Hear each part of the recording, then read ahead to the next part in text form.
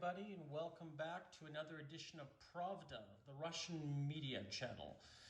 Well, it's 1940, and wouldn't you know it, the British fleet in the Bay of Bengal has been sunk to the bottom of the ocean, and we have now Japanese troops of the 6th Special Navy Landing Force in Calcutta.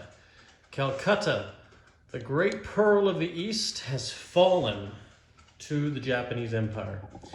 The Nelson and her light aircraft carrier battle group was sunk to the bottom of the waves only moments ago, and the Japanese now occupy a chunk of Far East Command territory, a very valuable piece of real estate, mind you. So we don't know what the British are going to do to retaliate to that. There's not much they can do. They have a large force up here of Gurkhas, but they can't reach there. And this one Gurkha in Bengal and these infantry, or militia I should say, are very weak to propel or attack any such invasion that has just happened. And now, of course, on top of that, there are German U-boats here in the Indian Ocean, as well as down here. I'm very eager to see what Ozark Outpost plans to do, especially with this small minor fleet. I think they might end up retreating, or they might call for reinforcements and get the HMS Revenge and the rest of her ships out of the Mediterranean. But if they do that, then of course the Italians might take advantage of that, because they are massing on the border of Cyrenaica, ready to pounce into Western Egypt. Very interesting times. If the Italians do that, the Abyssinian War will be over, and these will all turn Free French, from my understanding. So we will have to see what the British and the Italians decide to do. This is becoming a fun and exciting game, everybody. Probably the funnest I've ever played so far. The Japanese are just doing so well. They've taken so much in China. They've taken all of the Dutch, and now Calcutta has fallen. Who knows where their next target is? But because of that sacrifice, it means the Americans, more than likely, are going to be in the war. And that could spell disaster for the Axis, especially if they're coming in 1940, a year or two ahead of the projected schedule.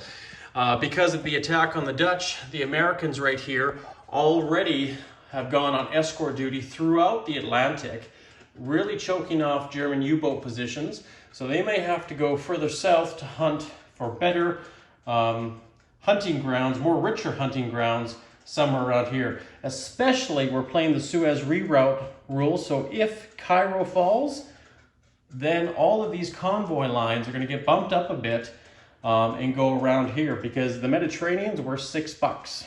So we'll see what happens there. We will see. It's very exciting times in Europe. And on top of that, we'll head on over up to the top part of the table here and just take a peek and look and see. The RAF stands alone right now, but hopefully not for too long until the Americans jump into it. But you can see the mighty Luftwaffe. They've got like 5 or 6 fighters. They got 2 Strat bombers, a medium bomber, a tactical bomber, and probably more on the way next turn. And of course, the Germans are very strong here in Eastern Europe.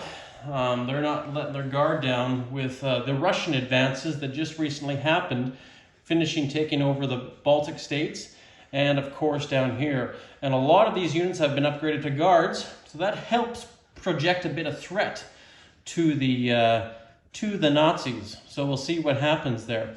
I'm very proud of my boys. They've done well. Konyev over here in Central Mongolia I don't know, I think I'm going to fire him. He lost 3 of my finest infantry here and has really depleted forces in the east, so I'll have to be very cautious about that for my next build. But luckily, we have gained Iranian oil and a new port, minor port rather, here in southern Iran.